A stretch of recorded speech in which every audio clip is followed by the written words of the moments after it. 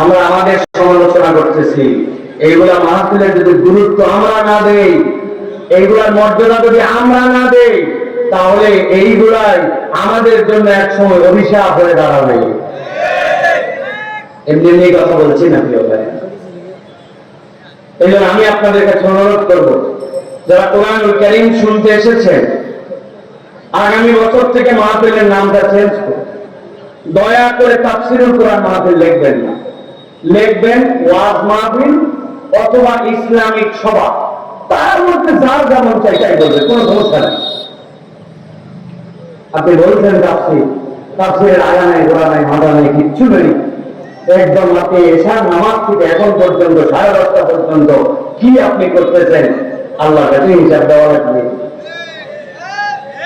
আল্লাহর কাছে হিসাব দেওয়া লাগবে। আবার চালাকিও করেন, চালাকি করা যাবে না। আর আপনাদের কাছে অনুরোধ, বেশি কথা করেন না, কোনো কথা বলবেন না, চুপচাপ বসে থাকবেন একবার। এখানে আমাদের পর কত লোক ছিলেন আমি দেখছি না, হ্যাঁ, আপনারা আসলেন না বক্তব্য, আপনারা নিজেরাও তো আসেন না। কতগুলো বাড়ির থেকে বলে যাচ্ছে আমরা ওয়াদে যাচ্ছি, একবারও মাহফিলের দিকে আসেনি, তো আইলের মধ্যে আমি বিড়ি খায়,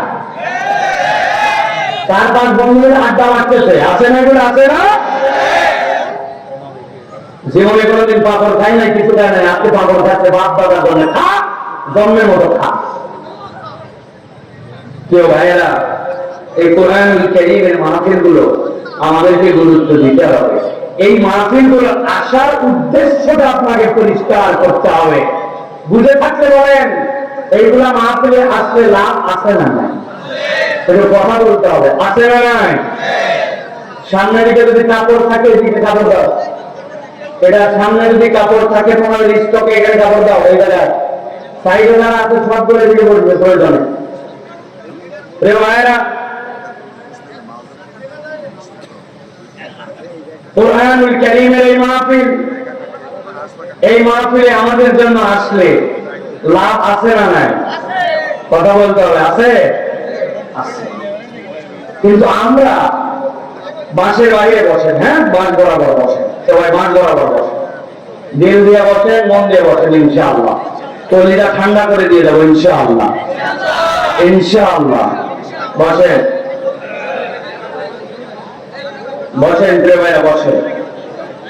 তাহলে কোরআনের ফ্যান নাই না, পাখা করা যাবে না, পাখা করা যাবে না, টেবিল ফ্যান থাকলে দিবেন, নাহলে দরকার নাই। ঠিক আছে, কথা না বলি, আমরা মূল কথায় প্রবেশ করবো, রাত গভীর হয়ে গেছে। তাহলে কোরআনুল কারীম এই মাহফিলে আসলে, কথা শুনলে লাভ আছে না না? একসাথে বলেন, আছে না নাই? আছে তো জানি, বলাই লাগবে, এটা কোরআনের সত্যতা, এটা বলবেনই, কিন্তু লাভটা যে কি আছে এইটার ব্যাপারে আমাদের কনসেপ্ট পরিষ্কার নয়। কথা ঠিক না? এটাও ঠিক, আগেরটাও ঠিক, এটাও ঠিক, দুটাই ঠিক। দেখেন তো, কোরআনুল কারীম শুনলে কোরআন আসলে কোন জায়গায় পরিবর্তন করতে চায়, আর আমরা কোন জায়গায় কোরআনকে নিয়েছি, এটা আমাদের অনুভূতি জাগানোর একটা আল্লাহ রাব্বুল আলামিনের পক্ষ থেকে আয়াত আল্লাহ দিয়েছেন। আল্লাহ রাব্বুল আলামিন কোরআনের 21 নম্বর সূরা, সূরা আম্বিয়া, সূরা আম্বিয়ার 18 নম্বর আয়াতের মধ্যে রব্বুল আলামিন তাদের পৃথিবীর মানুষের জন্য বলছেন যে, হে নবী, আপনি জানায় রাখেন, এই কোরআনের এমন একটা কাজ আছে যেই কাজটা কোরআন ছাড়া আর কেউ করতে পারে না। সুবহানাল্লাহ বলেন। আল্লাহ রাব্বুল আলামিন বলছেন নবী সাল্লাল্লাহু আলাইহি সাল্লামকে, এই কোরআন, এই ঈমান, এই ইসলামের একটা বেসিক কাজ আছে। কি কাজ? আল্লাহ বলছেন, বাল নাকযিফু বিল হাক্কি আলাল বাতিল ফায়াদমাগুহু ফাইযা হুয়া যাহিক ওয়া লাকুমুল ওয়াইলু মিম্মা তাসিফুন। আমার আল্লাহ রাব্বুল বলেন, দুনিয়ার মানুষ ভালো করে শোনো, এই কোরআনের কাজ কি জানো নাকি? বাল নাকযিফু বিল হাক্কি আলাল বাতিল। আল্লাহ বলেন, এই হক হচ্ছে কোরআন, এই হক হচ্ছে ইসলাম, এই হক হচ্ছে আল্লাহর দেওয়া বিধান তোমাদের জন্য কবুল করার পরে ঈমান। আল্লাহ বলেন, এই ইসলাম, এই ঈমান, এই কোরআন বাতিলের উপরে আঘাত করবে, বাল্লাকুযিবু বিল হাক্কি আলাল বাতিল, আল্লাহ বলছেন বাতিলকে ধরাশায়ী করবে, বাতিলের উপর আক্রমণ করবে। কেমন আক্রমণ করবে? আল্লাহ বলছেন ফায়াকুমুহু ফাইদা হুয়া যাহিদ, এমন ভাবে পরিবর্তন ঘটাবে, এমন আক্রমণ করবে। আল্লাহ বলছেন বাতিলকে সেখান থেকে নিশ্চিহ্ন করে দিবে, বাতিলের সেই জায়গায় নাম গন্ধ পর্যন্ত থাকবে না। আল্লাহু আকবার। তাহলে ইসলাম যে আঘাত করবে, ইসলাম যে পরিবর্তন করবে, আপনি যদি মনে করেন এইটা হাতাহাতি করে করবে, মারামারি করে করবে, এইটা বোধহয় তাদেরকে আক্রমণ করে পিটায় বোধহয় লাল করে দিবে, আল্লাহ বলছেন না না না, বুঝার জন্য আল্লাহ বলছেন যেমন তেমন জায়গায় ইসলাম পরিবর্তনের জন্য ক্ষেত্র নয়, যেমন তেমন জায়গায় এটা তোমার জন্য আঘাত করবে না। আরবিতে দাঙ্গুন শব্দের অর্থ হচ্ছে মগজ, ব্রেন, মাথার পিছনে মানুষের ব্রেন থাকে। আল্লাহ বলছেন পরিবর্তনটা যে কোনো জায়গায় হবে না, পরিবর্তনটা হবে চেতনায়, পরিবর্তনটা হবে আদর্শে, পরিবর্তনটা হবে নৈতিকতায়। বোঝানোর জন্য একটা উদাহরণ দেই, তরুণ যারা আছো মাথার মধ্যে এটা গেঁথে নাও ভাই, সারা জীবনের জন্য ঢুকায় নাও। এলাকায় বিকালবেলা খেলাধুলা করতে করতে দুই ছেলের মধ্যে গন্ডগোল লাগছে। এই গন্ডগোল কি সেই গন্ডগোল? গন্ডগোল লাগার পরে ওই ছেলে হাতের মধ্যে একটা লাঠি টেনে তুলে নিছে। লাঠি টেনে নেওয়ার পরে যার সাথে গন্ডগোল তার বাম হাতের পরে বাড়ি মারছে, এমন বাড়ি মারছে তার বাম হাতটা ভেঙে গেছে। সেই না তার বাম হাত বাঞ্চরে নিয়ে চলে গেছে সাতক্ষীরা সদর হাসপাতাল। হাসপাতালে নিয়ে যাওয়ার পরে ওই হাতে এক্সরে করাইছে, ব্যান্ডেজ করাইছে। ব্যান্ডেজ করানোর পরে ডাক্তার বলছে আজকে প্লাস্টার করে দেওয়া হলো, তবে আজকে হাসপাতাল থেকে বাড়িতে যাওয়া যাবে না, আজকে অন্তত পক্ষে হাসপাতালে থেকে যান, আগামীকালকে আরেকটা এক্সরে করার পরে তারপরে বাড়িতে যাওয়া লাগবে, আরেকটা পরীক্ষা করা লাগবে জোড়া ঠিক মতো লাগছে কিনা। ওই ছেলে সাতক্ষীরা মেডিকেলে শুয়ে আছে। রাত্রেবেলা যখন তার অবস্থা ইঞ্জেকশনটা ছুটে গেছে তখন ব্যথায় পাগল হয়ে গেছে, হাউমাউ করে চিল্লা চিল্লি শুরু করছে, ব্যথা সহ্য করতে পারে না। নার্সেরা ডাক্তারের সাথে যোগাযোগ করছে, যোগাযোগ করার পরে বলতে একটা ব্যথানাশক ইঞ্জেকশন দিয়ে দাও। ব্যথানাশক ইঞ্জেকশন যেই না দিয়েছেই ব্যথাটা একটুখানি কেবল কমছে। গলার মধ্যে হ্যান্ডেল দিয়া সুন্দর করে বাম হাত ঝুলানো, ডান হাত তার নিচে দেওয়া, হাসপাতালের বেডে শোয়া, ব্যথা যেই না একটু কমছে। হাসপাতালের বেডে শুয়ে শুয়ে ভাবতেছে একবার খালি আমার বাম হাতটা ভালো হোক, আল্লাহ চাইতো গ্রামে ফেরত যাই, যে বেটা আমার এক হাত ভাঙছে আমি যদি বাপের বেটা হই তার দুই হাত। বুঝে থাকলে বলেন হাসপাতালের বেডে শুয়েছে, এরকম চিন্তা একটা হাত ভাঙানি করতে পারে কিনা। আরেকজন গন্ডগোল লাগাইছে, লাগানোর পরে বেটার পা ভেঙে গেছে, পা ভাঙার পরে সাতক্ষীরা মেডিকেল জবাব দিয়ে বলছে তুমি ঢাকা মেডিকেলে চলে যাও। ঢাকা পঙ্গু হাসপাতালে চলে গেছে। পঙ্গু হাসপাতালে যাওয়ার পরে পা এক্সরে করার পরে প্লাস্টার করছে, তবে খালি প্লাস্টারে কাজ হয় নাই। 5 ইঞ্চি দুইটাই ইট পায়ের মধ্যে দিয়ে ঝুলাই দিয়েছে, ঝুলাই দিয়ে টানা দিয়ে বলছে 21 দিন টানা দিয়ে রাখা লাগবে। ওই বেটা হাসপাতালে শুয়ে চিৎকার করে ঘুমায়। ডাক্তার একটা ব্যথানাশক ইঞ্জেকশন দিয়েছে, একটু যেই না ব্যথা কমছে। হাসপাতালের বেডে 2 হাত মাথার নিচে দিয়া যেই বেটা বাথরুম পর্যন্ত করে বেডের মধ্যে ওই শুয়ে শুয়ে ভাবতেছে একবার খালি আমার পা ঠিক হোক, আর একবার খালি গ্রামে ফেরত যাই। যেই আল্লাহর বান্দা আমার এক পা ভাঙছে, ওর এক পা, ওর বাপের এক পা, ওর ভাইয়ের এক পা যদি না ভাঙি আমি সাতক্ষীরার মরদি না। বুঝে থাকলে বলেন পঙ্গু হাসপাতালে শুয়ে শুয়ে পা ভাঙ্গা রুগী এরকম চিন্তা ইচ্ছা করলে করতে পারে কিনা? কিন্তু ভালো করে বোঝেন আপনার এখানে গন্ডগোল লাগছে দুইজনা, লাগার পরে হাতেও বাড়ি দিতে, পায়েও বাড়ি দিতে, কিন্তু বাড়ি দিতে দিতে একটা বাড়ি ব্রেনের পিছনে লাগাইছে, এই চা বাড়ি দেওয়ার দিতে অজ্ঞান হয়ে গেছে, কোমায় চলে গেছে, ওর আর কোনো হুঁশ জ্ঞান নাই, আক্কেল নাই, হুঁশে নাই, জ্ঞানে নাই, হাত ভাঙ্গা পা ভাঙ্গা হাসপাতালের বেডে শুয়ে আছে। বুঝে থাকলে বলেন হাত প্লাস্টার পা প্লাস্টার, কিন্তু মাথায় কোনো হুঁশ জ্ঞান নাই, অজ্ঞান হয়ে শুয়ে আছে। এই লোককে হাসপাতালে শুয়ে চিন্তা করতে পারবে কার হাত ভাঙবে আর কার পা ভাঙবে, এই চিন্তা করার যোগ্যতা কি এই রোগীর আছে?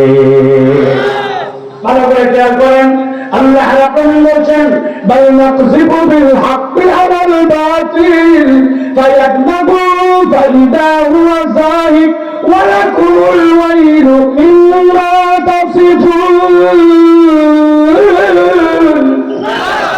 আল্লাহ বলেন, ও দুনিয়ার মানুষ, ইসলাম পরিবর্তনটা কোন জায়গায় করবে ভালো করে খেয়াল করো। আল্লাহ বলেন ফায়াদমাগু, ইসলাম আলগা জায়গায় পরিবর্তন করে না, ইসলাম পরিবর্তন করে নৈতিকতায়, ইসলাম পরিবর্তন করে চরিত্রে, ইসলাম পরিবর্তন করে আদর্শিকতায়। আপনার যদি আদর্শ পরিবর্তন না হয়, নৈতিক মানুষ যদি না হয়, আপনি যতই সোনার বাংলার গান গান, কিয়ামত হয়ে যাবে, এই বাংলাদেশকে আপনি সোনার বাংলা বানাতে পারবেন না।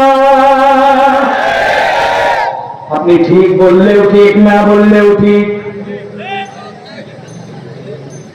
বাংলাদেশে সিসি ক্যামেরা বিভিন্ন অফিস আদালতে আছে না? না, উত্তর দিবেন। বুঝে থাকলে বলবেন, না বুঝে থাকলে কথা বলবেন না।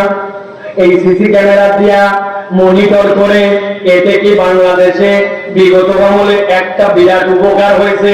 আশা করি আপনারা আমার সাথে একমত হবেন, দেশের থেকে আল্লাহর দয়ায় চোর কমে গেছে, ঠিক কিনা? আন্দাজি না বুঝে কথা বলবেন না। সিসি ক্যামেরা দেওয়ার দ্বারা অবশ্যই বাংলাদেশে চোর কমছে, তবে চোর কমছে, আল্লাহর দয়ায় চোর আর নাই, সবগুলা ডাকাত হয়ে গেছে। এই তো একটু আগে ভুল বলছি। প্রমাণ দেন, আমার পাসপোর্টের মেয়াদ 6 মাসের নিচে নেমে গেছে। বিদেশে যাওয়া লাগবে, 6 মাসের নিচে মেয়াদ না থাকলে পাসপোর্টের মধ্যে ভিসা লাগায় না। ভিসা অফিসে, পাসপোর্ট অফিসে গেলাম, যাওয়ার সময় একদম বলছে, হুজুর প্রস্তুতি নিয়ে যাবেন। আমি মনে করছি ওখানে যাওয়ার পরে আমার বোধহয় সই করা লাগবে, এই জন্য বোধহয় কলম নিয়ে যেতে বলছে। তাই তো না, আপনিও ভাত খান, আমিও ভাত খাই। যে প্রস্তুতির কথা বলছে আমি বুঝতে পারছি। 500 টাকার মোটা আলাদা নিচ্ছি, 1000 টাকার মোটা আলাদা নিচ্ছি, একসাথে রাখি না। 200 আলাদা, 100 আলাদা, সব প্রস্তুতি নিয়ে পাসপোর্ট অফিসে যাওয়ার পরে পাসপোর্ট অফিসে বললাম, কাজ দ্রুত করে দেওয়া লাগবে ভাই, সময় নাই। এই বেটা প্রস্তুতিও খায় না, কাজও করে না, খালি ঘুরায়। অনেকক্ষণ ঘুরাইয়া এরপরে খানিকক্ষণ পরে বলছে, দোতলার থেকে নিচতলায় চলেন। সেই না দোতলার থেকে নিচতলায় আসতেছে, নিচতলায় আসার সময় একটা সিঁড়ি, তারপরে একটা ল্যান্ডিং, তারপরে আবার একটা সিঁড়ি। এক ধাপ সিঁড়ি পার করার পরে যেই জায়গায় ল্যান্ডিং, ওই জায়গায় বলছে একটু দাঁড়ান। দাঁড়ালাম, যে বলছে মাল বার করেন। বললাম, কি রে দেখ বল, এই টাকা নিয়ে আমি কখন থেকে রেডি, এত ঘুরায় এই জায়গায় কি জন্য তুমি টাকা খাও, আগে বললে না কেন? বলছে, হুজুর রাগ করেন না, আমাদের এই বিল্ডিংটি সিসি ক্যামেরা নিয়ন্ত্রিত, মনিটরে চেক করে দেখছি পুরা বিল্ডিং ক্যামেরায় ধরে, কিন্তু এই জায়গাটা ধরে না। যেই জায়গাটা ধরে না, ওই জায়গাটায় ওই বেটা ঘুষ খায়। একটু ঠান্ডা মাথায় বসেন, 2টা জিনিস যদি থাকতো, ওই লোক যদি একটা আয়াতে বিশ্বাস করতো, কিরামান কাতিবিন ইয়ালামুনা মা তাফআলুন, এমন 2জন ফেরেশতা আছে, তুমি দিনে করো আর রাত্রে করো, বাথরুমের ভিতরে করো আর লেপের নিচে করো, অফিসে করো আর গোপনেই করো, তুমি কারেন্ট থাকলেই করো আর কারেন্ট না থাকলেই করো, ওই 2 ফেরেশতা সব দেখে, সবগুলি তোমার লিপিবদ্ধ করে রাখে। এইটা তার অন্তরের মধ্যে ঢুকে গেছে, সাথে সাথে আল্লাহর আইন এই দুনিয়াতে আছে। যদি এরপরেও কোন ব্যক্তি 2 নম্বর করে, কোন ব্যক্তি আল্লাহর আইনকে তারপরে যদি না মানে, শয়তান যদি প্ররোচনা করে, তাহলে যদি চুরি করে, 2 নম্বর করে, তার জন্য ইসলামী আদালতের প্যানেল কোড আছে। ধরা পড়লে তার জন্য কি শাস্তি হবে? এদিকে আছে ইসলামের শাস্তির ভয়, ওদিকে আছে আল্লাহর আয়াতের ভয়। এই 2টা যদি ঠিক হয়ে যায়, ইসলামী সমাজ লাগবে না। আল্লাহর আইন যে 1 থেকে 3 বছরের মধ্যে 90% দুর্নীতি দূর করা সম্ভব, ঠিক না? আমার আল্লাহ বলতেছেন, বাল নাকযিবু বিল হাক্কি আলাল বাতিল ফায়াদমাগুহু। তুমি যে কোরআন শোনার জন্য আসছো, মাটির বিছানা গ্রহণ করে নিছো, তোমার জামা কাপড়ে ময়লা লাগতেছে খেয়াল করো নাই, পরিষ্কার আছে কিনা আছে পাত্তা দাও নাই। তুমি সুন্দর পোশাক নিয়ে খোলা ময়দানের মধ্যে বসে গেলে, পেটের মধ্যে হয়তো ফুল পেট করে খেয়ে আসো নাই, কিন্তু আল্লাহ বলছেন ওই কোরআন শোনার জন্য আসছো যেই কোরআন তোমার অন্তর পরিবর্তন করায় দেয়। আল্লাহ এরপরে বলছেন ওয়ালাকুমুল ওয়াইলু মিম্মা তাসিফুন। দুনিয়ায় অনেক পণ্ডিত আছে কোরআনের বিপক্ষে কথা বলে, আল্লাহর আইনের বিপক্ষে কথা বলে, ইসলামের বিপক্ষে কথা বলে, কোরআনের মাহফিলের বিপক্ষে কথা বলে, নানান ধরনের কথাবার্তা বলে বলে তারা দুনিয়ার বুকে বুঝাতে চায় আমাদের একটা অবস্থান আছে। আল্লাহ বলছেন আল্লাহ কোরআনের বিপক্ষে, ইসলামের বিপক্ষে তুমি যদি কোনো কথা বলো, আল্লাহ হুঁশিয়ার করছেন ওয়ালাকুমুল ওয়াইল, আমি আল্লাহ বললাম দুনিয়া আখিরাতে তোর খবর আছে। ঠিক না? 17 বছর দাম রাখছে, সাতক্ষীরার মানুষ কারণে থাকতে দেয় নাই, এমন কোন বাড়ি নেই যেই বাড়িতে মামলা নাই, এমন কোন জায়গা নাই যেই জায়গাতে একটা মানুষকে শান্তিতে থাকতে দিতে, নানান অজুহাতে, নানান কারণে, নানান প্রত্যাশায়। কিন্তু রব্বুল আলামিন আপনাকে আমাকে আপনার আমার ঘরে আছে, কিন্তু যারা এই দাবরানি দিয়েছিল তারা ঘরে থাকতে পারে না। কথা দেখে না? অতএব ভাইয়েরা, আল্লাহর বিচার ওয়ালাকুমুল ওয়াইলু মিম্মা তাসিফুন। ইসলামের বিপক্ষে কথা বললে, আল্লাহ আইনের বিপক্ষে কথা বললে, আলেম ওলামার বিপক্ষে কথা বললে, কোরআনের বিপক্ষে কথা বললে, আল্লাহ বলছেন আমি বললাম ওয়ালাকুমুল ওয়াইল, তোমার পরিণতি ভয়াবহ হবে। এই কথা বলছে কে? জোরে বলেন, বলছে কে? আল্লাহ। অতএব আমরা বর্তমান সময়েও দেখতেছি নারী সংস্কার কমিশন, নানান কমিশনের নাম দিয়া পুরুষ আর নারীর সম্পত্তিতে সমান অধিকার, তারপরে যারা প্রস্টিটিউট সমাজে তাদেরকে স্থায়ী ভাবে রাখার জন্য এই বেশ্যাগিরিকে তারা বলতেছেন যে এটাকে শ্রমিকের মর্যাদা দিতে হবে, নানান ধরনের ইসলাম বিদ্বেষী ষড়যন্ত্র দিয়া তারা এখন আস্ফালন ঘটাচ্ছে। আমরা বলে দিতে চাই 7 মাস আগে বাংলাদেশে তাকান, 8 মাস আগে বাংলাদেশে তাকান, যে বাংলাদেশের জনগণ নিজেদের জীবন দিতে মায়া করে নাই ইসলামের জন্য, কোরআনের জন্য, আল্লাহর বিধানের জন্য, ইসলামের তাজিদ তামাদ্দুনের জন্য, ওই বাংলাদেশের জনগণ লাগলে আবার রক্ত দিবে, কিন্তু কোন ইসলাম বিদ্বেষীকে এই বাংলাদেশে আর চিরস্থায়ী বন্দোবস্ত করতে দেওয়া হবে না। কথা পরিষ্কার?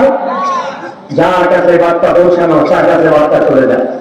আমরা কারো বিরোধিতা এমনি করতে চাই না, কিন্তু ইসলামে আপনি ইচ্ছা মতো কথা বলবেন আর আপনাকে ছেড়ে দেওয়া হবে, এত দূর ভুল বুঝেন না। আল্লাহ আমাদেরকে বোঝার তৌফিক দান করেন। তাহলে আজকে যে আমরা এখানে এসেছি, কেন এসেছি? তাহলে কোরআন শোনার। কোরআন আমাদের কোন জায়গার পরিবর্তন দিবে?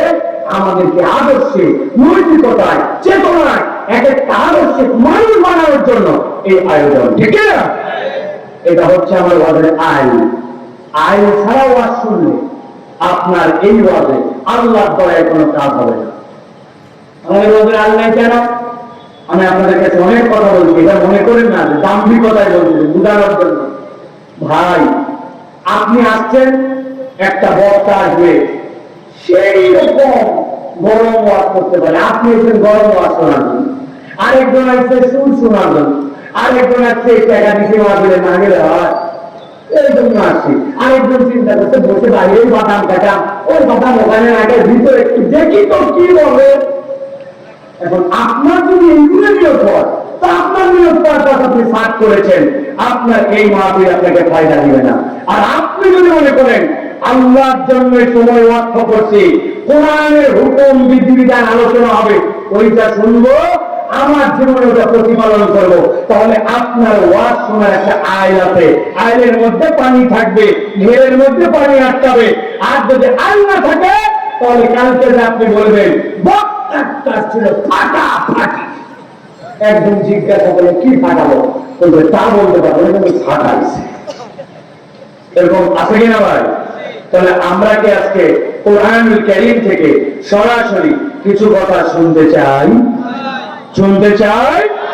তবে আপনাদের জন্য একটা আনন্দের বার্তা আছে, সেটা দিয়ে আমি আপনাদের কাছে মূল আলোচনায় প্রবেশ করব।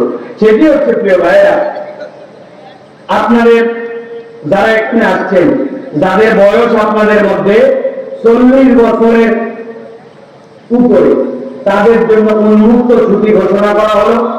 আপনাদের যদি দিলে না টানে, আপনাদের যদি ভালো না লাগে, আপনার আল্লাহর ওয়াস্তে বাড়ি চলে যেতে পারবেন, কোনো সমস্যা নাই, ছুটি আপনাদের।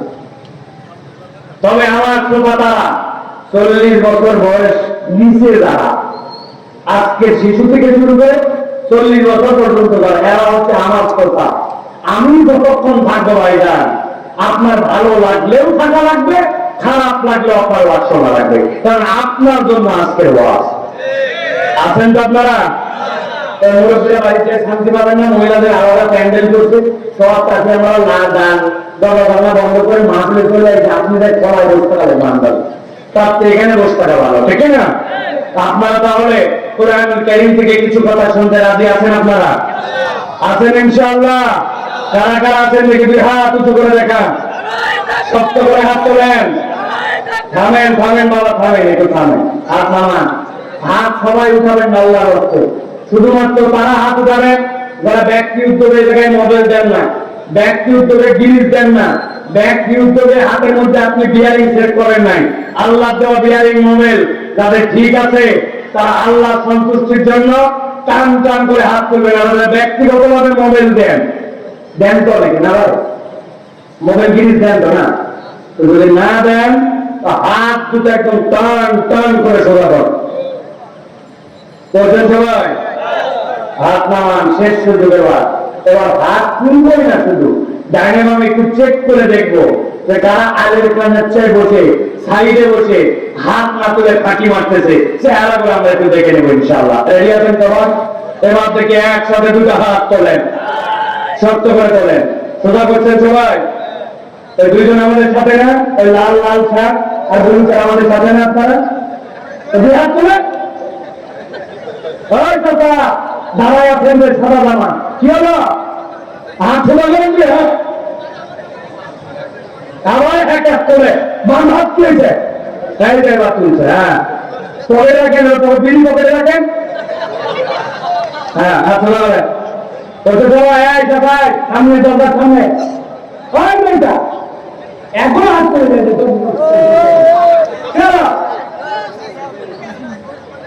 হাত সোজা করেন। সোজা করছেন? এবার পিছন দিকে উত্তর দেন, পিছনে দিচ্ছেন, এবারে সামনে দেন। হ্যাঁ, এবার হাত সোজা করেন, এবারে ডানে দেন, এবারে বামে দেন। মাশাআল্লাহ, হাত সোজা করেন, গলাটা পরিষ্কার করেন। হয় নাই, ফাঁকি মেরেন না। হ্যাঁ, আবার হাত নামান। এবার গেলে কিন্তু খবর করে দেবেন। হাত সোজা করছেন, গলাটা পরিষ্কার দেন, শক্ত করেন, হাত শক্ত। এবার নড়াচড়া দেন। আর এবার ডানে বামে তাকায় দেখেন কারা কারা উঠায়নি, কোন বুড়া চাচারা ফাঁকি মারতেছে, এদের আল্লাহর নামে বিচার দিবেন নামে। হাত তুলে শক্ত করছেন। এবার এবার বুক বরাবর না, এই বরাবর বুঝছেন? এবার আমরা একটা তাকবীর দিয়া জানান দিতে চাই যে আজকের মাহফিলে কোরআন শোনার জন্য আল্লাহ প্রেমী, কোরআন প্রেমী সাক্ষীরা মুসলমান হাজির হয়েছে। একটা আকাশ বাতাস মুখরিত করা তাকবীর দিতে হবে। পারবেন ইনশাআল্লাহ? পারবেন তো? ফাঁকি মারবেন না তো? বুঝেন? কিন্তু অনেকেই ফাঁকি মারবে, কিন্তু আপনি যতই পান করতে দেন উনি তাকবীর করে দিবেন না। এই ফাঁকির লোক আছে না? আজকে আমি দিনাজপুরে এক মাহফিলে গেছি, জল করে বলছে আল্লাহর জন্য তাকবীর দিতে হবে, দ্বীনের জন্য, ইসলামের জন্য। কোরআনে এমন পান দেওয়ার পরে তাকবীর দিতে লিল্লাহি তাকবীর, সামনে একজন মুরব্বী ছিল, উত্তর দিতে আল্লাহ। ওই দিন ওই তাকবীর শুনে আমি বুঝছি পান দিয়ে কাম না। পান দিয়ে কাম দিল থেকে না আসলে আপনি পান দিয়ে কাম করতে পারবেন না, ঠিক না? তাহলে একটা তাকবীর দিতে পারবেন ইনশাআল্লাহ? বুকের থেকে হাত নামাই নিছে না, এই জায়গায় না ধরতে হচ্ছে হাত। আমি যখন বলবো লিল্লাহি তাকবীর, হাত দুটো আসমানের দিকে ছুড়ে দিয়ে বলতে আল্লাহু আকবার। পারবেন ইনশাআল্লাহ?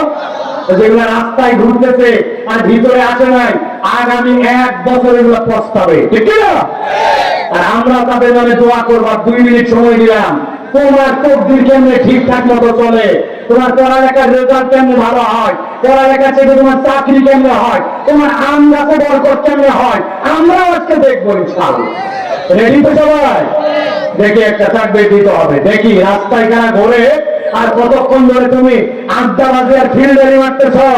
এই জায়গার লোকজন মনে করতে কাজ নাই, এদের প্রতি দামি মোবাইল নাই, এদের প্রতি বাড়িতে শোয়ার খাট নাই, তুমি আড্ডা মারো, কোরআনের মাহফিলে ঢুকো না। আর এখানে মানুষ বসে আছে, মানুষ বলো না, আজকে হিসাব বরাবর করা হবে।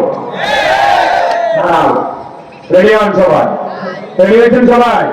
এর মধ্যে আপনার ছেলে পড়ে যেতে পারে, আপনার ভাই পড়ে যেতে পারে, ভাতিজা পড়ে যেতে পারে, মনে রাখেন। ঘর বাইরে ঘুরবেন, মোবাইল টেপ আজকে তুই ঠেলাতে পাবি।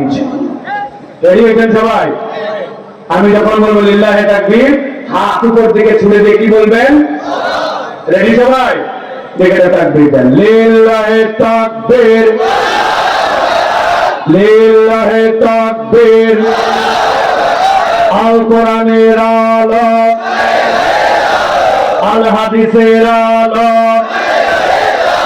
তোমার নেতা আমার নেতা, তোমার নেতা আমার নেতা, আলেম ওলামা যেখানে, আল্লাহর আইন যেখানে, লিল্লাহে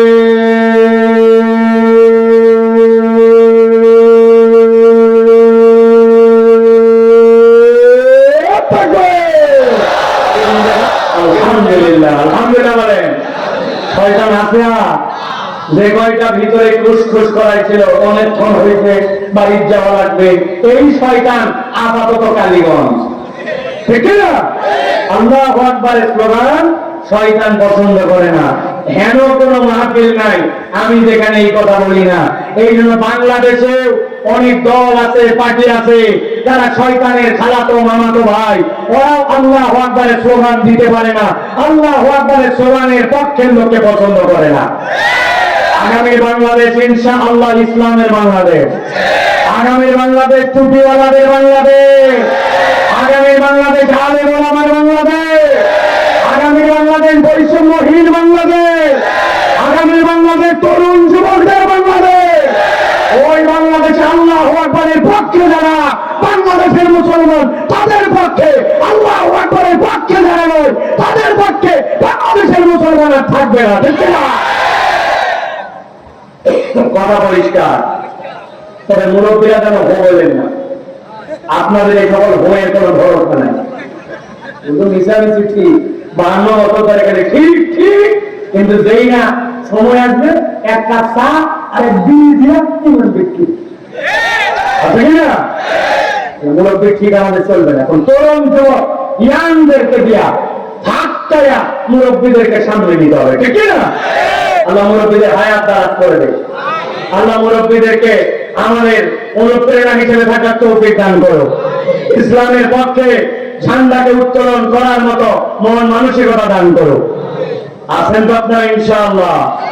আল্লাহ কবুল করুক। প্রিয় ভাইরা, চলেন আমরা কোরআনুল কারীমের মধ্যে প্রবেশ করব সরাসরি, বিতাড়িত শয়তান থেকে আশ্রয় প্রার্থনা করে, আল্লাহ রাব্বুল আমিনের সাহায্য কামনা করে আমরা কোরআনের মধ্যে প্রবেশ করব। নির্ধারিত একটা আয়াতে নির্ধারিত কিছু কথা শুনে আমরা আমলের নিয়ত করে বাড়িতে চলে যাব। সকলে বলেন আল্লাহুম্মা আমিন। এটা একটু এদিকে ঘুরে যাও, চার আঙ্গুল আমার দিকে ঘুরে দেন, মাইকে যাচ্ছে কথা। হ্যাঁ, ঠিক আছে। চলেন তাহলে আল্লাহ রাব্বুল আমিনের শেখানো বাক্যে আমরা কোরআনে প্রবেশ করি। দাঁড়ানো বসা দূরে কাছে, ছেলে মেয়ে, ছোট বড়, শুদ্ধ অশুদ্ধ যাই থাক, এখন সকলে শব্দ করে সশব্দে আমার সাথে পড়েন এবং কোরআনে প্রবেশ করেন। আউযু বিল্লাহি মিনাশ শাইতানির রাজীম। বিসমিল্লাহির রাহমানির রাহিম। ওয়াতলু আলাইহিম নাবা'আল্লাযী آتيناه آياتنا فانسلخ منها فأتبعه الشيطان فكان من الغاوين। আমার আল্লাহ রাব্বুল আলামিন বলছেন, নবীজি সাল্লাল্লাহু আলাইহি ওয়াসাল্লামকে কোরআনুল কারীমে যত ধরনের আল্লাহর নবীর প্রতি নির্দেশনা আসছে, এইগুলা মুখাতেব আল্লাহ নবীকে 4 ভাবে করেছেন, গভীর মনোযোগে খেয়াল করেন।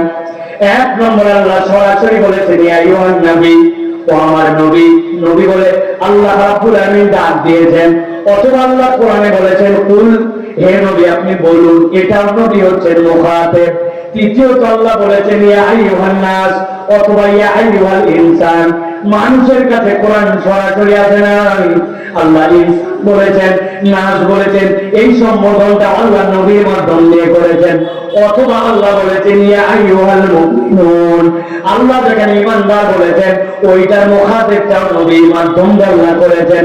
কিন্তু আল্লাহ রাব্বুল আলামিন কতগুলো আয়াতে কারিমা ভালো করে খেয়াল করেন, যেখানে আল্লাহ রাব্বুল আলামিন এই 4টা সম্বোধনই করেন নাই, এর বাইরে একটা পঞ্চম আল্লাহ রাব্বুল আলামিন অ্যাপ্লাই করেছেন কোরআনে। শব্দের ভাষা আল্লাহ সেখানে বলেছেন ওয়াতলু আলাইহিম, ও আমার হাবিব আপনি আপনার উম্মতের কাছে তেলাওয়াত করেন। মুফাসসিররা ব্যাখ্যা করছেন আল্লাহ কেন ওয়াতলু বললেন জানো নাকি? হযরত ইব্রাহিম আলাইহিস সালাম খানায় কাবা যখন নির্মাণ করছিলেন, খানায় কাবা নির্মাণ হয়ে গেল। ইসমাঈল আলাইহিস সালাম হচ্ছেন খলিলুল্লাহ, ইসমাঈল আলাইহিস সালামকে সহযোগিতা করতেছিলেন। হযরত ইব্রাহিম হচ্ছেন খলিলুল্লাহ, ইসমাঈল আলাইহিস সালাম যিনি ইব্রাহিম আলাইহিস সালামের যোগাড়ি, তিনি হচ্ছেন আল্লাহর কাছে যাবিহুল্লাহ। আর তারা বাপ বেটা মিলে বানাচ্ছেন বাইতুল্লাহ। আর ওই বাপ বেটা খানায় কাবা নির্মাণ করার পরে আল্লাহর কাছে দোয়া করলেন যেই ব্যক্তির ব্যাপারে তিনি হচ্ছেন হাবিবুল্লাহ। আল্লাহ কোরআনে বলছেন জানো নাকি আমার খলিল কি ফরিয়াদ দিয়েছিল? ওয়াইদিয়া ইব্রাহিম ওয়াকাওয়াইদা মিনাল বাইতি ওয়া ইসমাঈল। খানায় কাবা নির্মাণ করার পরে বাপ বেটা আল্লাহকে বলল আল্লাহ রব্বানা তাকাব্বাল মিন্না ইন্নাকা আনতাস সামিউল আলিম, আপনি আমাদের থেকে কবুল করে নেন।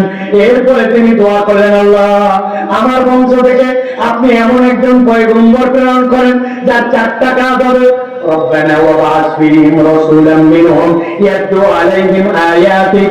1 নম্বর কাজ হবে আয়াত তেলাওয়াত করে করে শোনানো। ইব্রাহিম আলাইহিস সালামের কয় সন্তান? কয়টা? বড় জনার নাম হযরত ইসহাক, ছোট জনার নাম ইসমাঈল।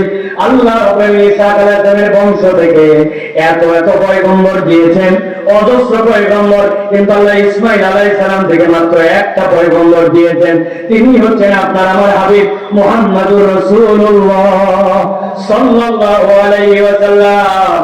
আল্লাহর খলিলুল্লাহ দোয়া ইসমাঈল জবিহুল্লাহ আমিন বাইতুল্লাহর মধ্যে বসে হাবিবুল্লাহর জন্য যে ফরিয়াদ কবুল করলেন, আল্লাহর কাছে ফরিয়াদ করেছিলেন আল্লাহ এমন পয়গম্বর দেন যিনি তেলাওয়াত করবে তার উম্মতের কাছে, কিন্তু এই তেলাওয়াতটা মিরাকল হয়ে যাবে। কেমন? উনি তেলাওয়াত করবেন তার সময় স্থায়ীভাবে তিনি দুনিয়ায় বাঁচবেন না, কিন্তু কিয়ামত পর্যন্ত তার এই তেলাওয়াতের বার্তা অবিকৃত ভাবে মানুষের কাছে কিয়ামত পর্যন্ত উম্মতে মুহাম্মাদের কাছে রয়ে যাবে। সুবহানাল্লাহ। খেয়াল করেন আল্লাহ কি বলছেন, গভীর মনোযোগ। আল্লাহ বলছেন ওয়াতলু আলাইহিম, ও আমার হাবিব আপনি তেলাওয়াত করেন নাবা আল্লাযী, এমন একটা সংবাদ, এমন একজনের ব্যাপারে আল্লাযী যাকে আতাইনাহু আমার পক্ষ থেকে একটা স্পষ্ট আয়াত দেওয়া হয়েছিল। হযরত আব্দুল্লাহ মাসউদ বলছেন আল্লাহ তার কথা এখানে বলেছেন জানো? আব্দুল্লাহ ইবনে মাসউদ বলছেন এই লোকটার নাম ছিল বালআম ইবনে আবাদ। আল্লাহ নবীকে বললেন আপনি বালআম ইবনে আবাদের কথা বলেন। হযরত আব্দুল্লাহ ইবনে আমর বলছেন আল্লাহ এখানে উমাইয়া ইবনে আবি সালফের কথা বলেছেন।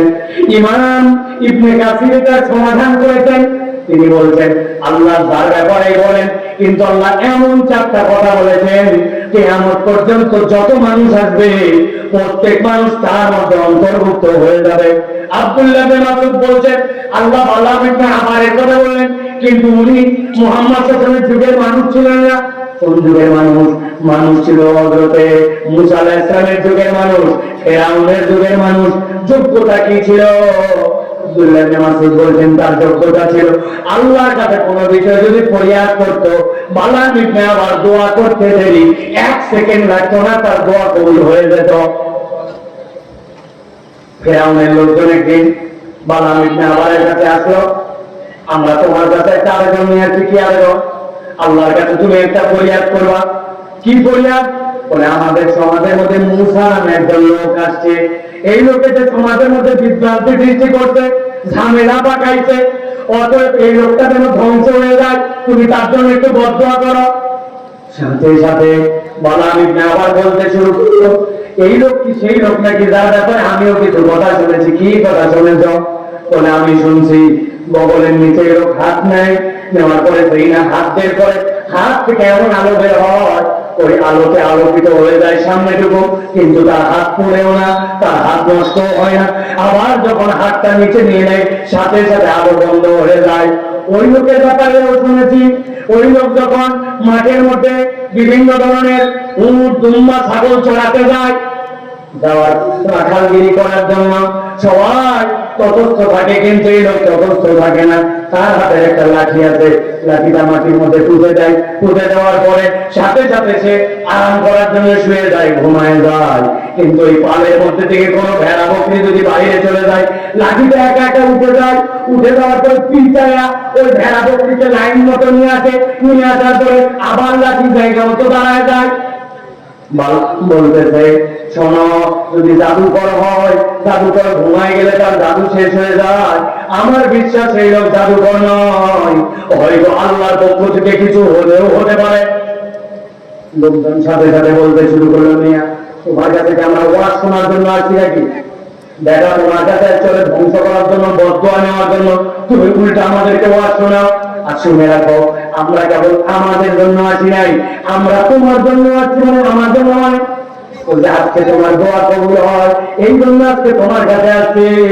কিন্তু এই লোক যদি সমাজে প্রতিষ্ঠিত হয়ে যায়, তাহলে এই লোকের দোয়া তো কবুল হতে পারে, তখন তার মানুষ তোমার কাছে আসবে না, হাজিয়া তোবা দিবে না। মিয়া ভালো চাইলে তোমার এই লোকের বিপক্ষে বদদোয়া করো, তাতে তোমার লাভ আছে। আব্দুল্লাহ ইবনে মাসউদ বলছেন, বালাম ইবনে আবার আল্লাহর কাছে হাত তুলে, আল্লাহ মূসাকে তুমি ধ্বংস করে দাও। যেই নয় হাত তুলেছে, রব্বুল আমিন সাথে সাথে তাকে ইলহাম করে জানায় দিলেন, ও বালাম, আল্লাহর স্পষ্ট নিদর্শনের বিপক্ষে তুই গেছিস, কিয়ামত পর্যন্ত যদি হায়াত পেয়ে থাকিস, তারপরেও তোর জন্য জানানো হলো তোর কোন দোয়া দুনিয়ায় থাকতে আর কবুল করা হবে না। খেয়াল করেন, আল্লাহ বলছেন ওয়াতলু আলাইহিম, ও আমার হাবিব আপনি তেলাওয়াত করেন, তাদের কাছে জানান, নাবা আল্লাযী, ওই ব্যক্তির সংবাদ, আতাইনাহু, যাকে আমার পক্ষ থেকে স্পষ্ট আয়াত দেওয়া হয়েছিল, আয়াতিনা, যেইটা সে বুঝতো আমার আয়াত, কিন্তু এই ব্যক্তি একটা অপরাধ করলো, ফানসালাকা মিনহা, সে আল্লাহর আয়াত চেনার পরেও, স্পষ্ট হওয়ার পরেও ইচ্ছাকৃত জেনে বুঝে আল্লাহর আয়াত থেকে মুখ ফিরায় নিল। আপনাদের কাছে জিজ্ঞাসা করি, বুঝে থাকলে বলেন, আমাদের মধ্যে এরকম লোক আছে কিনা, যেই লোক আল্লাহর আয়াত চিনে, আল্লাহর বিধান জানে, কোন আল্লাহর হুকুম এইটা তার কাছে পরিষ্কার, তারপরেও ইচ্ছাকৃত ভাবে আল্লাহর আয়াত থেকে মুখ ফিরায় নাই? এরকম লোক কি আমাদের সমাজে আছে নাকি? কথা বলেন, আছে? চেনেন নাকি? দেখেন তো, আমি দুইজনকে চিনাই দিতে চাই, যদি চিনে ফেলেন তাহলে দেখবেন তো ভালো করে মিলায় না। রমজান মাসের শেষের দিকে ছাতা ঢাকাতে রমজান, আপনার এই গ্রামের বাসিন্দা, এলাকায় বাড়ি, ঢাকা থেকে গ্রামে ফিরবে, যে ভিড়ের ভিড়, বাসে সিট পাওয়া যায় না, সাহস করে গাবতলী চলে আসছে, আসার পরে বাসের মধ্যে উঠছে, কোন রকমে পা ফেলার জায়গা নেই, সিট তো দূরের কথা, কিন্তু তারপরেও গ্রামে আসতে হবে। এই বেচারি ওই বাসের মধ্যে রোড ধরে ধরে ঝুলে ঝুলে দাঁড়ায় আছে, ডানে উঠতে পারে না, বামে উঠতে পারে না, বসার জায়গা নেই। যখন বাসটা চলতে শুরু করতে করতে গাবতলী পার হয়ে আমিন বাজার পার হয়ে সাভারের কাছাকাছি, এমন সময় ওই লোক শুনছে মসজিদ থেকে আযান, আসরের আযান হচ্ছে, হাইয়া আলাস সালাহ। ওই লোক সাথে সাথে নিয়ত করছে নামাজ তো পড়া লাগবে, কিন্তু বাস আলাকে বললেও বাস দাঁড় করায় না। ওই লোক যে নামাজ পড়বে, বাসের ভিতরে পরিবেশ নাই, তায়াম্মুম যে করবে, তায়াম্মুম করার মতো হালত নাই, কিবলার দিকে যে মুখ ফিরাবে, কিবলার দিকে মুখ ফিরানোর মতো পরিবেশ নাই। ও খালি তর পাচ্ছে, কেমনে নামাজ পড়বো, নামাজটাই বোধহয় নষ্ট হয়ে গেল, তায়াম্মুম করতে পারি না, ওযু করতে পারি না, নামাজের জন্য নামতে পারি না। এরকম করতে করতে তার আসরের অর্থটা চলে গেছে, আসরের নামাজটা পড়তে পারে নাই। বুঝে থাকলে উত্তর দেন, এই লোকটাতে নামাজটা মিস করলো, তার নামাজটাতে হলো না, আসরের নামাজটাতে নষ্ট হয়ে গেল। এই নামাজটাতে নষ্ট হয়েছে, এইটা কি তার ইচ্ছায় না অনিচ্ছায়? অনিচ্ছায়। ইচ্ছা ছিল উপায় করতে পারে নাই। কিন্তু আপনার এলাকায় এরকম লোক আছে কিনা? আসরের আজান হয়ে গেছে, মোবাইল চাপতে চাপতে ঘুরে বেড়ায়, মাল কাচ্চা বান্ধে মাঠের মধ্যে কাজ করে, মসজিদের পাশে মোড়ের দোকানে ক্যারাম খেলে, মোবাইল টিপে এলোমেলো ঘোরাফেরা করে, বাড়ির মধ্যে শুয়ে থাকে, তারপরে মসজিদের দিকে আসে না, অথচ আসরের নামাজের আজান তার কানে যায়। এবার বুঝে থাকলে বলেন তো, সুযোগ থাকার পরেও কাজের অজুহাতে, ঘোরার অজুহাতে, খেলার অজুহাতে, আড্ডাবাজিতে, অবহেলায়, বিনা কারণে নামাজ যেটা বাদ দিল, এই লোকটাকে যে নামাজ পড়ে নাই, এইটাকে অনিচ্ছায় না ইচ্ছায়? কথা বললেন না যে অনিচ্ছায় না ইচ্ছায়? ভালো করে খেয়াল করেন, আল্লাহ বলছেন নবী জানান, নাবাআল্লাযী আতাইনাহু আয়াতিনা, যাতে আমার পক্ষ থেকে আয়াত দেওয়া হয়েছিল, স্পষ্ট বিধান জানানো হয়েছিল, কিন্তু সে এক নম্বর অপরাধ করলো, ফানসালাকা মিনহা, সেখান থেকে তার মুখ ফিরাই নিল, করলাম না, মানলাম না, পড়লাম না, আমার ব্যাপার। আল্লাহ বলছেন এটা এক নম্বর অপরাধ। যদি কোনো বান্দা আল্লাহর কোন বিধান থেকে জেনে বুঝে মুখ ফিরায় নেয়, আল্লাহ বলছেন একটা অপরাধ করলো, কিন্তু সাথে সাথে সে দ্বিতীয় একটা অপরাধে ঢুকে পড়ে। আল্লাহ বলছেন ফাআতবাহু শাইতান ফাকানা মিনাল গাওয়িন। কেউ যদি জেনে বুঝে আল্লাহর আয়াত থেকে, আল্লাহর হুকুম থেকে মুখ ফিরায় নেয়, আল্লাহ বলছেন সাথে সাথে একটা শয়তান তার অনুসরণ করতে শুরু করে। ফাআতবাহু শাইতান ফাকানা মিনাল গাওয়িন। আল্লাহ বলছেন এমন ভাবে শয়তান তার অনুসরণ করে, আর একবার যার পিছে শয়তান লাগে, আল্লাহ বলছেন অবশ্যই অবশ্যই সে গাফেল হই হয়। কথাটা বোঝেন নাই? একটা উদাহরণ দিয়ে বুঝাই। আপনারা আপনাদের এই এলাকায় বাচ্চা কাচ্চা যদি বাঁদরামি করে, বাচ্চা কাচ্চা যদি কথা না শুনে, বাচ্চা কাচ্চা যদি দুষ্টামি করে, আপনারা অনেক সময় বকাবকি করেন না, এই বাচ্চা শয়তানি করবে না, এই খবরদার বাঁদরামি করবে না, বলেন আপনারা? এটা মানে কি? এটার মানে হচ্ছে আপনি যেই বাচ্চা কাজটা করতেছে, আপনি মনে করছেন এটা ওই বাচ্চার শয়তানি কাজ, তাহলে এই কাজ যদি করে তাহলে ওই বাচ্চার শয়তানের অনুসরণকারী হবে। এই জন্য বলতে এই শয়তানি করবে না, এই কাজ করবে না, বাঁদরামি করবে না। কিন্তু আল্লাহ বলছেন ভিন্ন কথা। কেউ যদি আল্লাহর বিধান থেকে মুখ ফিরায় নেয়, সে তখন শয়তানের অনুসরণ করে না।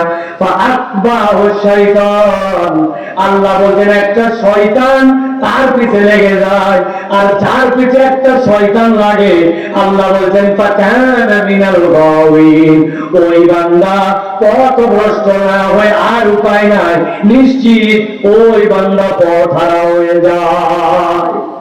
তাহলে এই আয়াতে কারিমায় অপরাধ হচ্ছে দুইটা। কয়টা? কথা বলতে হবে, কয়টা? ভালো করে কথা বলেন। এর মধ্যে অপরাধ কয়টা? মুখস্থ করেন। এক নম্বর হচ্ছে আল্লাহ বিধান থেকে মুখ ফিরাই নিল, আরেকটা হচ্ছে শয়তান তার পিছে লেগে গেল। চলেন এবার সামনে আগায় আরেকটু দেখেন, এবার মজা পাবেন। আল্লাহ রাব্বুল আলামিন বলছেন, ওয়ালাউ শি'না লাওয়াফানাহু বিহা। ও আমার হাবিব, আপনি আপনার উম্মতকে বলেন, সে আল্লাহর বিধান থেকে মুখ ফিরিয়ে নিল, আল্লাহর নির্দেশ পালন করলো না, মনে করলো আমার এই সমস্যা সেই সমস্যা, দুনিয়ার লোক নানান কিছুর কারণে আল্লাহর বিধান থেকে মুখ ফিরালো। কিন্তু আমি আল্লাহ গ্যারান্টার বললাম, ওয়ালাউ শি'না লারাফানাহু বিহা, যদি আমি আল্লাহ চাইতাম, ওই ব্যক্তি যদি আল্লাহর বিধান মেনে নিত, আমি আল্লাহ বলতেছি আল্লাহ তার মর্যাদা আসমানে উঠাই দিতে পারতেন। ওয়ালাউ শি'না লারাফানাহু বিহা, আল্লাহ তার মর্যাদা বহু গুণ বাড়াতে পারতেন। কিন্তু এই বান্দা আগে দুইটা অপরাধ করেছে, আর আল্লাহ বলতেন মর্যাদা তো বাড়ায় নাই, উল্টা আল্লাহ বলতেছেন সে আরো দুইটা অপরাধের মধ্যে নিমজ্জিত হয়ে গেছে। তাহলে আগে ছিল অপরাধ দুইটা, আর পরে হচ্ছে দুইটা। একসাথে বলেন তো তাহলে টোটাল অপরাধ কয়টা? হয় নাই। আরেকবার একটু জোরে বলেন, কয়টা? হাতগুলো একটু রেডি করেন নিচে এরকম করে। আমি জিজ্ঞাসা করব এই আয়াতে কালিমার আলোকে আল্লাহর বর্ণিত টোটাল অপরাধ কয়টা? একসাথে হাত তুলে বলবেন 4টা। আল্লাহর বর্ণিত এই আয়াতে টোটাল অপরাধ কয়টা? সব হাত ওঠে না, আরেকটা সুযোগ দেয়, হাত নামান। টোটাল অপরাধ কয়টা? লাস্ট চান্স, একবারে হাত নামান, সবগুলো হাত তুলবেন। টোটাল অপরাধ কয়টা? মাশাআল্লাহ। কেন হাত তুলবেন জানেন? ওই যে বলছি না, এই ওয়াজ আজকে বাড়িতে নিয়ে যাওয়া লাগবে ইনশাআল্লাহ। আল্লাহ রাব্বুল আলামিন বলছেন,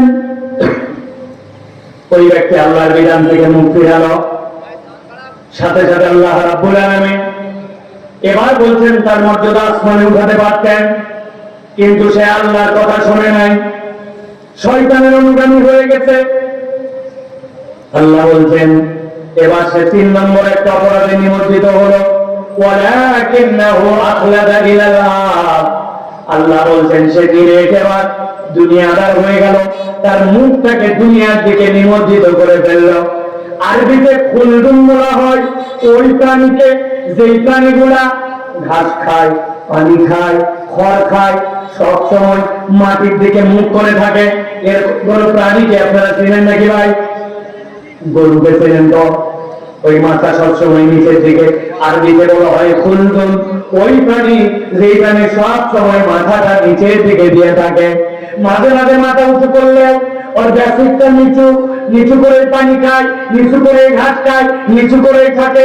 আল্লাহ বলতেন আমার এই বান্দা ওয়ালাকিন্নাহু আখলাদা ইলাল আরদ, হালাল হারাম চেনে নাই, আল্লাহর বিধানকে তোয়াক্কা করে নাই, তার পরকালের ভয় নাই, সে কেবল দুনিয়াদার হয়ে গেছে, হালাল হারাম চেনে না।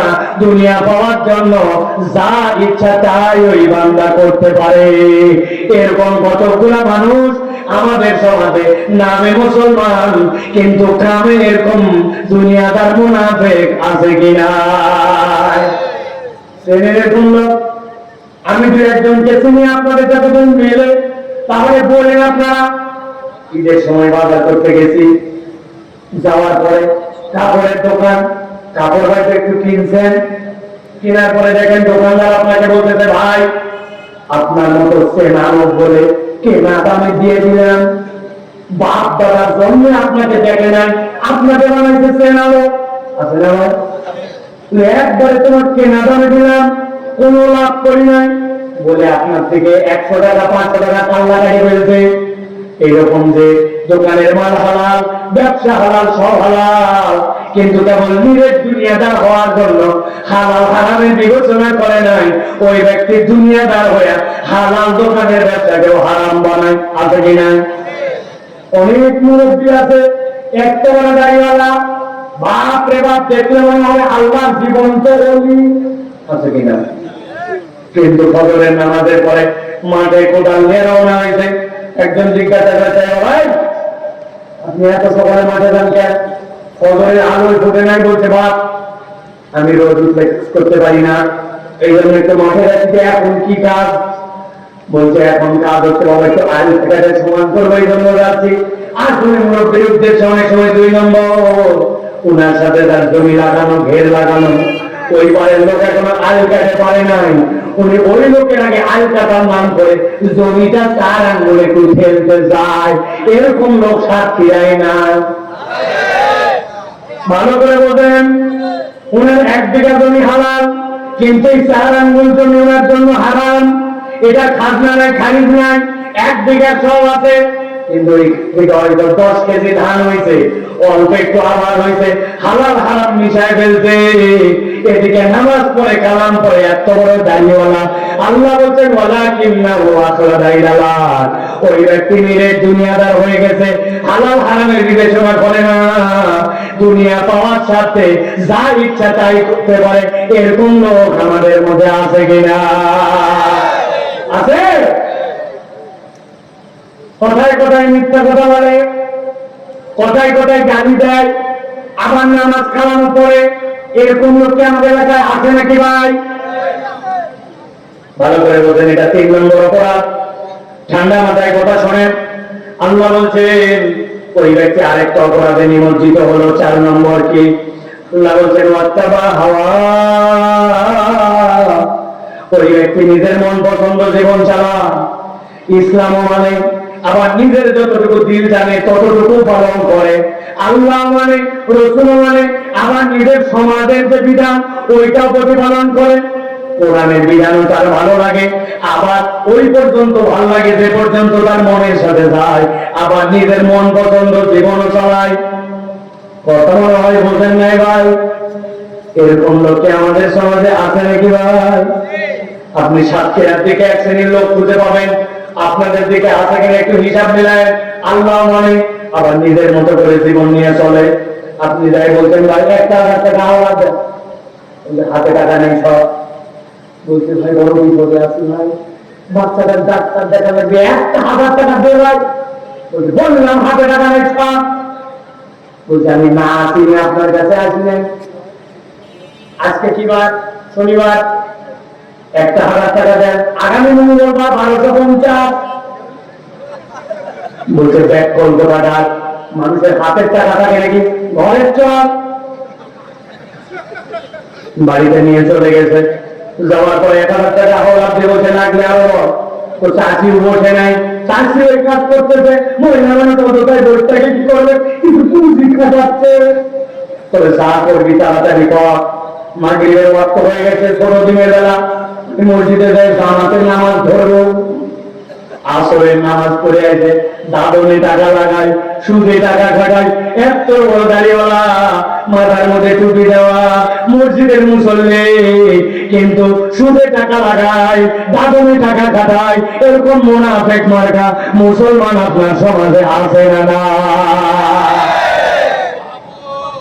আমার আল্লাহ রাব্বুল বলছেন ওয়াত্তাবা হাওয়া, সেটার মন পছন্দ জীবন চালায়। নামাজের ইসলাম মানে আবার সুদ খায়, সুদের ইসলাম তার কাছে খারাপ লাগে না। এরকম মুসলমান আছে কি নাই? কথা বলেন। আপনাদের বিয়ে শাদী হয় ভাই? একটু কথা বলেন। হয়। ইসলামের বিয়ের বিধান কি জানেন? ইসলামের বিয়ের বিধান 3টা। 1 নম্বর, আল্লাহ রাব্বুল আলামিন বলেন ইজাবা কবুলের মাধ্যমে বিয়ে হয়, এটা ফরজ। 2 নম্বর, ওয়াতুন নিসা সাদাকাতিহিন্না নিহলা, আপনারা যা সাধ্য আছে সামর্থ্যের মধ্যে উঠু মিলায়া আপনার সামর্থ্যের মধ্যে থেকে দেনমোহর দিতে হবে। 3 নম্বর, আউলি মোলাও বিশাতিন, ছেলের বাড়িতে আসার পর একটা ছাগলের বাচ্চা দিয়ে হলেও ওলিমার অনুষ্ঠান করা লাগবে। ইসলামের যে আনন্দ ফুর্তি বিনোদন শহরের মধ্যে শেষ, কিন্তু আপনার বিয়ে কি এর মধ্যে শেষ? মেয়ের বাড়ির কাছে যাই জিজ্ঞাসা করছে, মেয়েরা ছেলেদের কিছু লাগবে নাকি? বিয়ে সাহেব আপনাদের কিছু লাগবে টাকবে নাকি? বলছে হজ করে আসছে, এগুলো কথা বিয়ে করবে না। জামাইদের সাথে যাই কথা বলেন, হিসাব কেন আপনাদের? কোন একটা সম্মানিত মানুষ। জামাইরা বলতেছে আমাদের শ্বশুরের তেমন কিছুই লাগবে না, তবে বিয়ের পরে আপনাদের নিয়ে সদরে থাকবে। যদি আপনারা একটা ভালো জিনিস দেন, গ্রামের মাছ, ছোট মাছ, গুড়া মাছ, পাতা মাছ, আপনার বেশি রেখে খাবে। যদি একটা মোটর সাইকেল দেন, আমাদের ছেলের অত দরকার নেই, আপনাদের নিয়ে ফিরে ঘুরবে। যদি একটা আপনারা বড় টেলিভিশন দেন, আপনার বেশি বাড়ির থাকবে, দেখবে। মেয়ের লোকেরা বলছে আমরা বুঝে ফেলছি আপনাদের মতো কোনো অর্ধ পরিবারই হয় না, আপনাদের কোনো চাহিদাই নেই, ঠিক না? সুন্দর করে কৌশলে এরকম করে যৌতুক খায়, সুন্দর করে এরকম করে শ্বশুর বাড়ির থেকে নানান কিছু ডিমান্ড করে, আবার বাপও ফুটানি করে বলে এতদিন ধরে ছেলেকে মানুষ করছি, খরচ খরচা হয়নি নাকি, কেমন দাম উঠছে। কুরবানি বাজারের গরু আর আপনার বেটার মধ্যে আসলে কোনো পার্থক্য নাই। কথা বলেন। আমার ওস্তাদ আব্দুল্লাহ গাঙ্গী রাহমাতুল্লাহ বলতেন, আপনি যৌতুক না খায়া আপনি শুয়োরের গু চর্বি দিয়া এর মধ্যে পাকা ঘিয়ের মধ্যে ভাইতে খাবেন,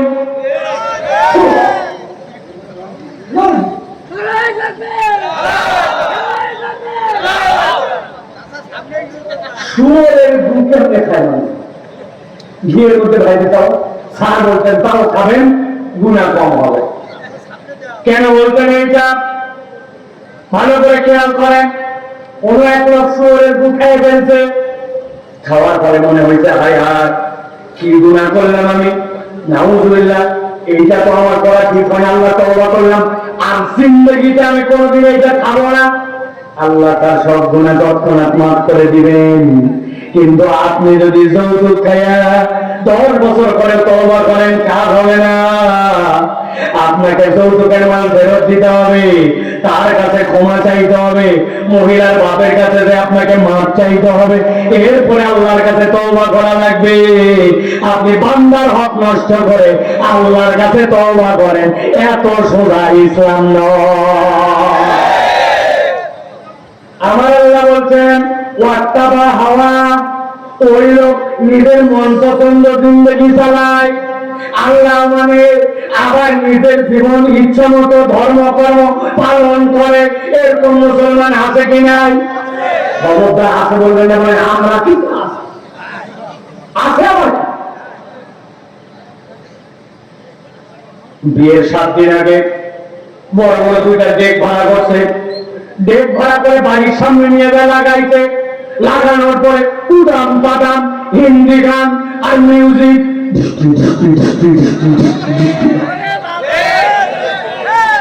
ঢিসি ঢিসি বাড়ি থেকে এক হাজি সাহেব আসরের সময় বের হয়ে আসতেছে, লোকজন বলছে এত গান বাজনা আপনার বাড়ি থেকে, এত মিউজিক, এত শব্দ, উদাম পাদাম করে ফেললেন, আপনি একটা হাজি সাহেব মানুষ, বাচ্চা কাচ্চা মুরব্বী অস্থির হয়ে গেছে। হাজি সাহেব বলতে থাম থাম, তোর মেয়ে আছে। আমি কিবলা করতে চাইছি নাকি, নাতি নাতকুলো একটু আনন্দ করে, এলাকার যুবকরা একটু করতে চাইছে, ছেলে পেলেরা এখন একটু করেই থাকে, এত রাগ করিস না। আর একদিন তোরও বেশি আছে, পড়া লাগবে, চল আসরের নামাজ পড়ে আসি ভাই। হাজি সাহেব উদাম পাদাম গান বাজায়া আসরের নামাজ পড়তে যায়, এদিকে এত বড় দাড়িওয়ালা মক্কা শরীফ জিয়ারত করছে। এইরকম মুসলমানের বাড়িতে বিয়ে হয়, সাক্ষীরা এরকম আছে না? না, ভালো করে বলতেন। আল্লাহ বলছেন ওয়াত্তাবা হাওয়া, ওই ব্যক্তি 4 নম্বর অপরাধ, মন পছন্দ জিন্দেগি চালায়, তার যা খেয়াল ওইটাও পছন্দ করে, আবার আল্লাহর বিধানও তার পছন্দ আছে, 2টা মিলে গোলে মালে পার হয়। ও দাদা, বয়স তো 60+, আপনার মুখে দাড়ি তো, মহিলা না পুরুষ? পুরুষই তো, দাড়ি করে কথা বলতে বাবা না, বলো না দাড়ি করে রাখতে চাই, কিন্তু তোমার চাচি আমরা লাইক করে না, চাষি লাইক করে না, জন্য মুরব্বী দাঁড়িয়ে রাখে না। এরকম মুরব্বী এলাকায় আছে কিনা? যুবক, তোমার মুখে দাঁড়িয়ে কেন? হুজুর আমার সামনে বিয়ের কথা, তো যে মেয়ের সাথে বিয়ের কথা হচ্ছে আগেই বলছে দাড়িওয়ালা পছন্দ করে না।